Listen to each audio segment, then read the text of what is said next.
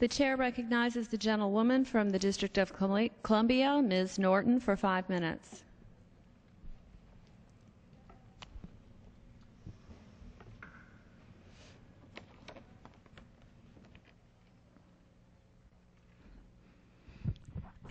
Thank you, Madam Speaker. I come to the floor to alert members who interfere with the local funds of a local jurisdiction, not your own, in this case the District of Columbia. This year it will be highlighted in your own district. The debt limit discussions spotlight our differences, but one idea always has enjoyed the broadest support in this country and in this House. The federal government does not interfere with local matters, especially local funds not raised by the federal government. Framers formed a federal government only after trying a confederation. But it became clear that there were some matters of overarching concern that could be arbitrated only by a true national government, but they were at great pains to reserve maximum freedom at the local level where people live. Nothing is more local than local funds a jurisdiction raises on its own from its own local taxpayers. You raise the funds, you get to say how they will be spent. The principle applies to all. No second-class citizens on local matters, especially local funds. And that includes the 600,000 residents of the District of Columbia.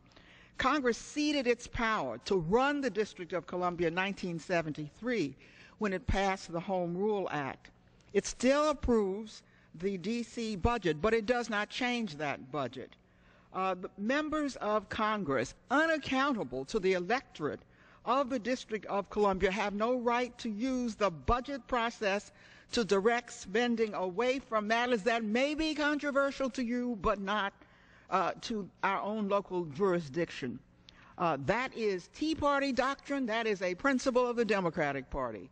License was taken to put commercial attachments on the 2011 budget deal, and the world watched as the entire executive and legislative branch of the local government here were arrested in an act of civil disobedience.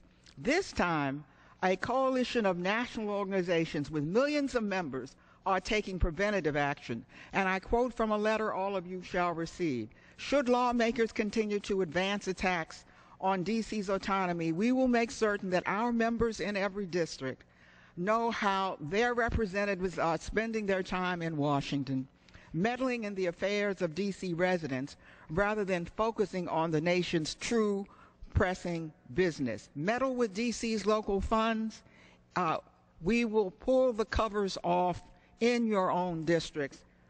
Congress, this year, don't tread on D.C. Thank you, Madam Speaker. I yield back the remainder of my time.